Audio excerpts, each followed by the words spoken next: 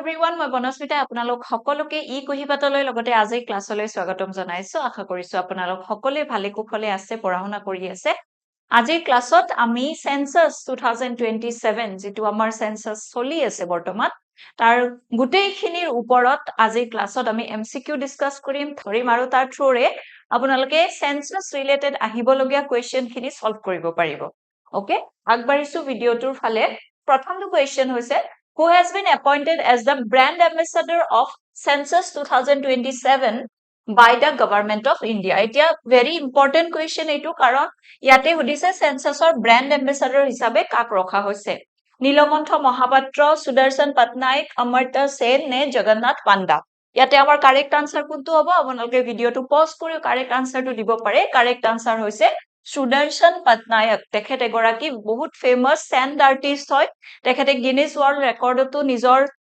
নাম লিপিবদ্ধ কৰিছে লগতে তেওঁ 2014 ত পদ্মশ্ৰীও তেখেতক সন্মানিত কৰা হৈছে গতিকে এখেত হৈছে সেই ব্যক্তিজন যি আমাৰ ব্ৰ্যান্ড এম্বাসেডৰ হয় census 2027 okay next question what is the format of census 2027 so এইবাৰ আমি জানো যে এইবাৰৰ সেন্সাস আমাৰ কি হ'ব fully digital হ'ব হয়নে fully digital হ'ব ইয়াতে পেপাৰ ওয়াৰ্ক নাথাকে fully digital census conduct কৰা হ'ব 2027 ৰ census খন what is the main motto of census 2027 motto কি হয় হুদি দিব কৰে motto কি হয় mascot কি হয় তাৰ পিছত brand ambassador কোন হয় গতিকে আটাইখিনি কোৱেশ্চন আজি ভিডিওতে আমি সলভ কৰিম সো ইয়াতে mottoৰ ভিতৰত কৈছে public welfare through public participation our census our future digital india digital census together with all development for all so ইয়াতে কি হৈছে গুটেকিটা কোৱা যেন লাগে কিন্তু ইয়াৰে কাৰেক্ট আনসাৰ হ'ব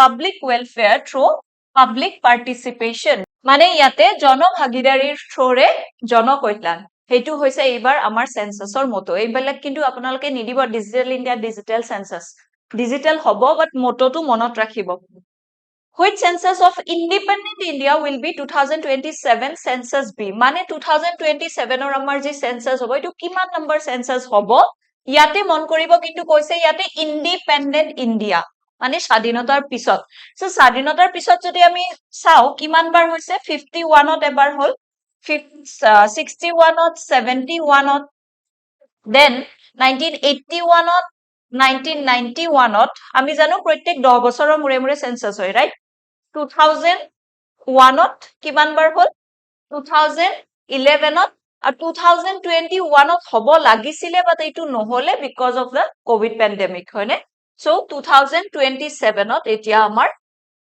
সেন্সাস কন্ডাক্ট কৰিবলৈ আমি গৈ আছো সো আমাৰ কেইবাৰ হ'ল 1 2 3 4 5 6 7 এইবাৰৰ নাম্বাৰটো হৈছে আমাৰ 8 নম্বৰ সেন্সাস ঠিক আছে ওকে তাৰপিছত আমি চাম which census of the country is the 2027 census of India ইয়াতে কিন্তু কোৱা নাই যে independent India টো আমি গম পালো 8 নম্বৰ বাৰ কিন্তু আমাৰ as a whole যদি হুদি দিয়ে যে এইবাৰৰ 2027 ৰ census কিমান নম্বৰ census হ'ব তেতিয়া হলে এইবাৰ হ'ব আমাৰ 16th নম্বৰ census starting কেতিয়াৰ পৰা হৈছিলে first census হৈছিলে 1872 ৰ পৰা চালে 16 নম্বৰ census হ'ব 2027 ৰ census টো আৰু independent India মানে 1947 ৰ পিছৰ পৰা চালে 8 নম্বৰ census হ'ব 18 to 16 তেনেকৈ আপোনালোকে চাব পাৰে মানে মনত ৰাখিব পাৰে next question who is the official mascot for census 2027 official mascot খুব নামটো শুনিব পাইছিলে সাগে প্ৰগতি and বিকাশ প্ৰগতি হৈছে female enumerator আৰু বিকাশ হৈছে মেল এনুমেৰেটৰ হয়নে সো প্ৰগতি আৰু বিকাশ হৈছে এইবাৰৰ আমাৰ মাস্কট মানে এটা চিহ্ন সিম্বল সো সেন্সাসৰ সিম্বল হিচাপে এইবাৰ প্ৰগতি আৰু বিকাশ এই দুটা মাস্কট ৰখা হৈছে ঠিক আছে এই দুটা মাস্কট ৰখা হৈছে তাৰ পিছৰ নেক্সট কোৱেশ্চনটো আমি চাম Which ministry conducts the census of 2027? Ministry of Statistics and Program Implementation, Ministry of Home Affairs, Ministry of Finance, and Ministry of Health and Family Welfare. ইয়াতে আমাৰ কাৰেক্ট আনসাৰ কোনটো হ'ব Ministry of Home Affairs আৰু কোনে conduct কৰে Registrar General of India আৰু Census Commissioner of India, Registrar General of India and Census Commissioner of India under Ministry of Home Affairs conducts our census. তাৰপিছত by what name is the first phase of census 2027 known? First phase to আমি কি বুলি কম? First phase to আমি কম house listing and housing. House listing আৰু housing এইটো হৈছে first phase. আমাৰ মানে এইবাৰ census দুটা phase হ'ব. First phase to হৈছে house listing আৰু housing আৰু second phase to হৈছে population enumeration. Enumeration মানে কি? গণনা কৰা হয়নে? So population counting to second phase হ'ব. So এইবাৰ আমাৰ দুটা phase of census হ'বলে গৈ আছে. Next question, who is the current Registrar General and Census Commissioner of India? So মই এইমাত্ৰ কৈ আহিলো যে Registrar General আৰু Census Commissioner of India এও কাম কৰে কাৰ আন্ডাৰত? Ministry of Home Affairs. গতিকে সেন্সাস কন্ডাক্ট কৰাৰ দায়িত্ব এই পজিশনটোৰ ওপৰতে আছে আৰু তেখেতৰ নাম হৈছে মৃত্যুঞ্জয় কুমাৰ নাৰায়ণ. তেখেতৰ নাম হৈছে মৃত্যুঞ্জয় কুমাৰ নাৰায়ণ. বিবেক যোশী, জ্ঞানেশ কুমাৰটো আমাৰ সিইসি হয়. বিবেক যোশী কি হয়? বিবেক যোশীও আমাৰ ইসি হয়, ইলেকশন কমিশনাৰ হয়. অমিতাভ কান্ত আমাৰ নীতি আয়োগৰ ফৰ্মাৰ সিইও আছিলে হয়নে? গতিকে এইখিনি মনত ৰাখিব, এইটো ইম্পৰ্টেন্ট কুৱেশ্যন এটা হয়. সো এখেতে হৈছে মৃত্যুঞ্জয় কুমাৰ নাৰায়ণ. তাৰপিছত how many total questions will be asked in the 2027 census in the first phase? তো house মানে house listing কৰিব ন first phase ত, তো তাতে question সোধা হ'ব আৰু কিমানটা question সোধা হ'ব? 33 টা question ইয়াতে সোধা হ'ব জনগণনাৰ কাৰণে. ঠিক আছে? Next question, when will be the second phase of census 2027? The population enumeration begin. So first phase to house listing, housing হৈ গল. Second phase to হৈছে actual actual জনগণনা হ'ব second phase ত. গতিকে second phase to কেতিয়াৰ পৰা start হ'ব? এইটো start হ'ব February 1, 2024 ৰ পৰা. February 1, 2024 ৰ পৰা আমাৰ censusৰ second phase start হ'ব. First phase to চলি আছে. কেতিয়াৰ পৰা চলিছে? April 2026 ৰ পৰা এইটো চলিব September 30 লৈকে. September 30 লৈকে 2026. তাৰপিছত February 2027 ৰ February second phase to start হ'ব, that is population enumeration. জনসংখ্যা যেটো গণনা কৰা হ'ব second phase ত কৰা হ'ব. তাৰপিছত under which act is the 2027 census being conducted? কোনখন আইনৰ জৰিয়তে কৰা হৈছে? এইটো হ'ব Census Act 1948 ৰ জৰিয়তে census conduct কৰা হৈছে. Which portal has been launched for self enumeration? Very very important. এইবাৰ এটা আমাৰ নতুন ফিচাৰ এড হোৱা দেখা পাইছো যে স্বগণনা আমি নিজেও যদি বিচাৰো নিজৰ আমি তথ্যখিনি দি পিনে আমি নিজেও কি কৰিব পাৰো তাত ৰেজিষ্টাৰ কৰি এনুমাৰেশনটো কৰিব পাৰো, গণনাটো কৰিব পাৰো. গতিকে এইটো কোনটো ওয়েবসাইটটোৰ নাম সুধিছে, ইম্পৰ্টেন্ট হয়. যদি আপোনালোকে বিচাৰিছে সেলফ এনুমাৰেশন কৰিব তেতিয়া হলে ওয়েবসাইটটোৰ নামটো ইম্পৰ্টেন্ট হয়. সো এইটো হ'ব se.census.government.in. এই ওয়েবসাইটটোত গৈ পিনে আপোনালোকে সেলফ এনুমাৰেশন কৰিব পাৰে. সো এইবাৰ সেন্সাসত কেইটামান নতুন নতুন ফিচাৰ এড কৰা হৈছে. প্ৰথমটো হ'ল এইবাৰ প্ৰথম ডিজিটেল সেন্সাস হ'ব আমাৰ. তাৰ পিছত সেলফ এনুমাৰেশনৰ ফিচাৰটো প্ৰথমবাৰৰ কাৰণে দিয়া হৈছে এইবাৰ হয়নে? তো তেনেকুৱা কিছুমান ইম্পৰ্টেন্ট পইণ্টস আমি মনত ৰখা উচিত. What is the approved estimated budget for the 2027 census? 2027 census or karne estimated budget nirdaron kori dia hoise 11,718.24 crore rupees. Iman budget estimate dia hoise. When did the first phase house listing of census 2027 begin? So duta phase, first phase to ki asile house listing asile aru housing asile.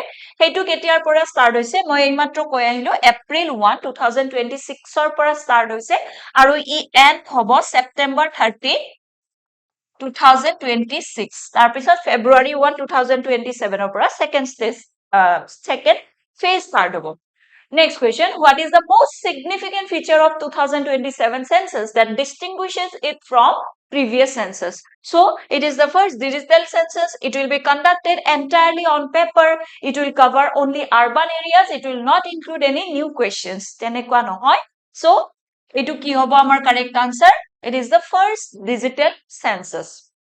Okay. Next question, for which constitutional process will the data from 2027 census be used এই যেটো 2027 অৰ census data হ'ব এই data খিনি আমি ক'ত use কৰিম তলত দিয়া ক'ত ইউজ কৰিব লাগিব delimitation of Lok Sabha seats cancellation of the presidential election formation of new states formulation of new policies so ইয়াতে আমাক নতুন পলিচিৰ মানে বেনিফিচিয়াৰি কাউন্টিং এন্ড অলত আমাক জনসংখ্যা লাগে আমাক হেতুটো বেলেগ কথা কিন্তু মেইনলি যেটো ডিলিমিটেশন মানে সমষ্টি পুনৰ নিৰ্ধাৰণ কৰি পিনে লোকসভাৰ সিট সমূহে ইনক্ৰিজ কৰাৰ কথা কোৱা হৈছে কাৰণ চাওক আমাৰ লোকসভা ৰাজ্যসভাত সিটবোৰ কেনেকৈ নিৰ্ধাৰণ কৰা হয় based on the population of that state ৰাজ্য এখনত থকা যিমানখিনি পপুলেশন থাকিব যিমানখিনি জনসংখ্যা থাকিব তাৰ আধাৰত সিটসমূহ দিয়া হয় হয়নে গতিকে সেই সেন্সাস সেই কাৰণে ইমান বেছি ইম্পৰ্টেন্ট কাৰণ তাৰ তাক বেস কৰি পিনে আমি গোটেইখিনি কাম কৰিব পাৰো বেসিক্যালি বৰ্তমান আমাক 2029 ত যেহেতু আমাৰ লোকসভা ইলেকশন হ'ব গৈ আছে গতিকে ইম্পৰ্টেন্ট হ'ব যে 2027 অৰ সেন্সাসৰে আমি ডিলিমিটেশন টু কৰিব লাগিব সমষ্টি পুনৰ নিৰ্ধাৰণ কৰিব লাগিব আৰু তাৰ ভিত্তিত সিট খিনি ৰিএলোকেট কৰিব লাগিব গতিকে এইটো হ'ব আমাৰ কাৰেক্ট আনসাৰ সেই কাৰণে আমি কাৰণ আমাৰ 2021 তে সেন্সাস হ'ব লগা আছিল কিন্তু নহলে সো সেই কাৰণে আমি কৰি আছো লোকসভা সিট খিনি আমি ডিলিমিটেশন কৰিব লাগিব okay Next, Sudarshan Patnaik, who has been appointed as the brand ambassador for Census 2027, is famous for which art form? Moi for prathomtu questionate asile etu aru moi titia koisilu je sand artor karone tekhet sand art aru tekhete khub eta complex social issue bilakok dhuniake visually represent kori dekhabo pare aru hei karone tekhetok brand ambassador pota hoise Next question. In which year does Sudarshan Patnaik honored with India's fourth highest civilian award, the Padma Shri? Padma Shri botareo সম্মানিত করা হয়েছে দেখেন 2014 Next question. What new facility has been provided to citizens in the 2027 census to fill in their details from the comfort of their homes? এতিয়া ঘৰত বহি বহিয়ে sc.census.government.in website to through আপোনালোকে কি কৰিব পাৰে স্বগণনা কৰিব পাৰে self enumeration কৰিব পাৰে When was the first census conducted in India এইবিলাক question important হ'ব First census কেতিয়া হৈছিলে 1872 কাৰ আন্ডাৰত হৈছিলে Lord Mayo আন্ডাৰত হৈছিলে প্ৰথমবাৰ census During whose tenure the first census conducted in India মই আগতে কৈ দিলো আনসাৰটো Lord Mayo. During whose tenure did the first regular census begin?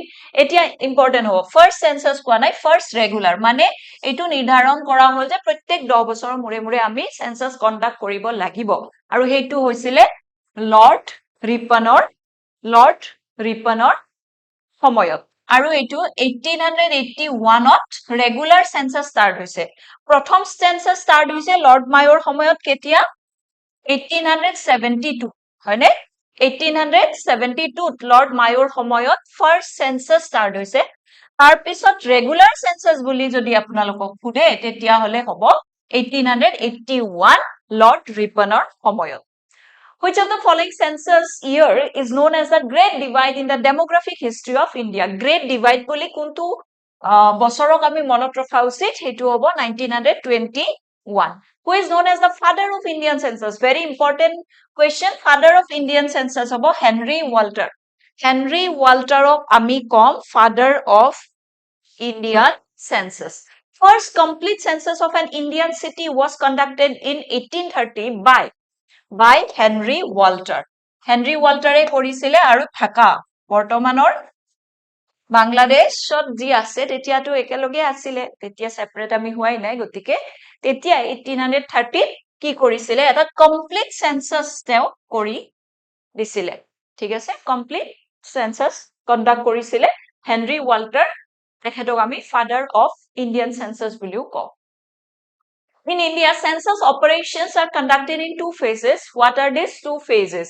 বহুতবাৰ কলো মই two phase দুটা কি হ'ব house listing and housing census into first phase second phase হৈছে population enumeration second phase The first economic census of India was conducted in প্ৰথমবাৰৰ কাৰণে economic census conduct কৰা হৈছিলে 1977 In how many languages is the 2027 census being conducted? কিমানটা language ত conduct কৰা হ'ব 16টা ল্যাঙ্গুৱেজত conduct কৰা হ'ব সো মানে মনত ৰাখিবলৈ ইজি হৈছে 16th নাম্বাৰ সেন্সাসও হয় আমাৰ অল ওভাৰ ইণ্ডিয়াৰ সেন্সাস যদি হুদে ইন্ডিপেন্ডেন্ট ইণ্ডিয়াৰ হুদিলে 8th নাম্বাৰ সেন্সাস হয় হয়নে তেনেকৈ মনত ৰাখিব পাৰিব Next, in which schedule of the Constitution of India census is included as a subject? গতিকে census ইয়াতে সুধিছে কোনটো শিডিউলত আছে শিডিউলটো union list state list concurrent list কোনটো শিডিউলত আছে হেতু হ'ব 7 শিডিউল 7 শিডিউলত আছে হয়নে 5th শিডিউলত কি আছে আমাৰ 5th শিডিউলত আছে আমাৰ শিডিউল এৰিয়া সমূহ হয়নে 5th শিডিউলত ট্ৰাইবেল এৰিয়া সমূহ আছে 6th শিডিউলত আমাৰ 6th শিডিউল এৰিয়া খিনিৰ কথা দিয়া হৈছে 7 শিডিউলত আমাৰ সেই তিনিখন লিষ্ট তিনিখন আছে union list state list concurrent list আৰু 8 শিডিউলত আমাৰ ল্যাঙ্গুৱেজ খিনি আছে গতিকে সেন্সাস আছে 7 শিডিউলত কিন্তু কোনখন লিষ্টত আছে হেতু হ'ব আপোনালোকৰ ইউনিয়ন লিষ্টত আছে সেন্সাস ইউনিয়ন লিষ্টত এইটো এটা ইউনিয়ন লিষ্টৰ সাবজেক্ট হয় অৰ্থাৎ সেন্ট্ৰেল গভৰ্ণমেন্টে ইয়াৰ ওপৰত ল বনাব পাৰে ষ্টেট গভৰ্ণমেন্টৰ হাতত হেতু অথৰিটি নাই কাৰণ হেতু থাকিলে ষ্টেট লিষ্টত থাকিলে হয় Okay, by which constitutional amendment act has the readjustment of Lok Sabha seats delimitation been frozen until the year 2026? Etia, তেতিয়া আমাৰ সেন্সাস বিলাক হৈ আছিল 1951 ত হল 61 ত হল 71 ত হল 71 ৰ পিছত যেতিয়া 42nd amendment আহিলে 42nd amendmentৰে কি কৰা হল যেটো 543 আমাৰ লোকসভাৰ সিট আছে এটো ফ্ৰিজ কৰি দিয়া হল কিমান সনলৈকে 2001 লৈকে ফ্ৰিজ কৰি দিয়া হল ঠিক আছে কিয় ফ্ৰিজ কৰা হল কাৰণ তেতিয়া আমি পপুলেশন কন্ট্ৰোলিং মেজাৰ্স কিছুমান মানে সৰকাৰে কৈছিলে হাতত লবলৈ হয়নে তো পপুলেশন কন্ট্ৰোল কৰিবলৈ আমি কি কৰিলো ষ্টেট সমূহ সৰকাৰে কলে যে কি হ'ব আপোনালোকে পপুলেশন কন্ট্ৰোল কৰক আৰু আমি সিটটো হিকাৰণে ফ্ৰিজ কৰি থৈ দিছো সো 42nd amendmentৰে 2021 লৈকে ফ্ৰিজ কৰা হৈছিল তাৰ পিছত যেতিয়া 2021 হল বছৰটো আহিল তাৰ পিছতো সেন্সাস কিন্তু হৈছে 81 তো সেন্সাস হৈছে 91 তো সেন্সাস হৈছে কিন্তু সিট বঢ়া নাই কাৰণ সিটটো 2001 লৈকে ফ্ৰিজ কৰা আছে ঠিক আছে তাৰ পিছত যেতিয়া 2001 আহিলে 84th কনস্টিটিউশনাল এমেন্ডমেন্ট এক্টেৰে কি কৰিলে এই সিট খিনি 2026 লৈকে ফ্ৰিজ কৰি দিলে 2026 লৈকে ফ্ৰিজ কৰি দিলে আপোনালোকে খেলটো কোড হৈ আছে গম পাইছেনে যেতিয়া সৰকাৰে আৰ্জ কৰিছিলে ষ্টেট সমূহক যে পপুলেশন কন্ট্ৰোল কৰক তেতিয়া সাউদাৰ্ণ ষ্টেট সমূহে যিবিলাক আমাৰ সাউথ ইণ্ডিয়াৰ ষ্টেটস আছে সেই ষ্টেট খিনিয়ে কি কৰিলে পপুলেশন কন্ট্ৰোল কৰিলে আৰু পপুলেশন আহাতৰ কম্পাৰেটিভলি ডিক্লাইন হল মানে in comparison to the northern state তো নৰ্থৰ ষ্টেট খিনিটো পপুলেশন কন্ট্ৰোল কৰা নাই তাহাতৰ পপুলেশন বহুত বাঢ়ি গৈছে এতিয়া যেতিয়া সিট এলোকেশনৰ কথাটো আহিল সিটটো পপুলেশনৰ হিচাপত এলোকেট কৰা হ'ব সো ইউপি আদি ষ্টেটছৰ বহুত সিট থাকে লোকসভাত কিয় থাকে কাৰণ পপুলেশন বেছি ঠিক আছে পপুলেশন বেছি তো সাউদাৰ্ণ ষ্টেটছ খিনি প্ৰটেষ্ট কৰিলে সাউদাৰ্ণ ষ্টেট খিনি ক'লে যে আমাক সৰকাৰে কোৱা কাৰণেহে আমি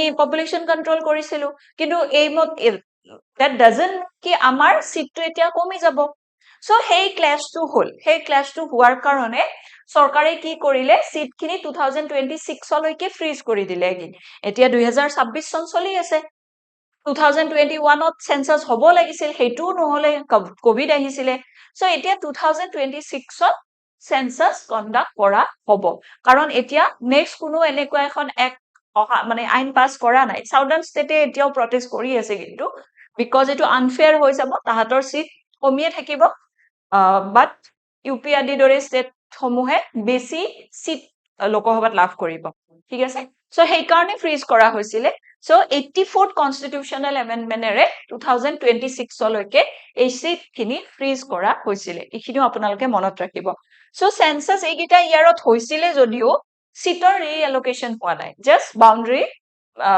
মানে ৰিড্ৰ কৰিছে বাকি সিট বঢ়োৱা নাছিল ওকে গট দ্য পইণ্ট ঠিক আছে নেক্সট আৰু লাষ্ট কোৱেশ্চন হয় ইটো article 82 of the Indian constitution is primarily related to which of the following এতিয়া 82 এই আৰ্টিকলটো মনত ৰাখিব কাৰণ it talks about the readjustment of seats after every census তো ইয়াতে আৰ্টিকল 82 ত এইটো কথা কোৱা হৈছে যে প্ৰত্যেক 10 বছৰৰ মূৰে মূৰে সেন্সাস কন্ডাক্ট কৰক আৰু সেন্সাস কন্ডাক্ট কৰাৰ পিছত আপোনালোকে কি কৰিব চিট খিনি ৰিএডজাষ্ট কৰি দিব ক'বাত যদি পপুলেশ্যন বেছি বাঢ়ি গৈছে সেইটোৰ হিচাপত আপোনালোকে চিট দিয়ক ক'বাত কমিছে যদি তাৰ হিচাপত চিট দিয়ক সো ৰিএডজাষ্টমেন্টটো ইয়াৰে দ্বাৰা কৰিব দিছিলে আৰ্টিকেল 82 সো সেন্সাস হ'ব সেন্সাসৰ পিছত ডিলিমিটেশন হ'ব তাৰ পিছত চিট খিনি বঢ়োৱা যাব বা বাউন্ডাৰী খিনি ৰিএডজাষ্ট কৰা যাব ঠিক আছে এই ক্লাছটোৰ যদি আপোনালোকে পিডিএফ বিচাৰিছে তেতিয়া হলে জয়েন কৰিবলৈ নাপাহৰিব আমাৰ অফিচিয়েল টেলিগ্ৰাম গ্ৰুপ ই কুহিপাত তাত আমি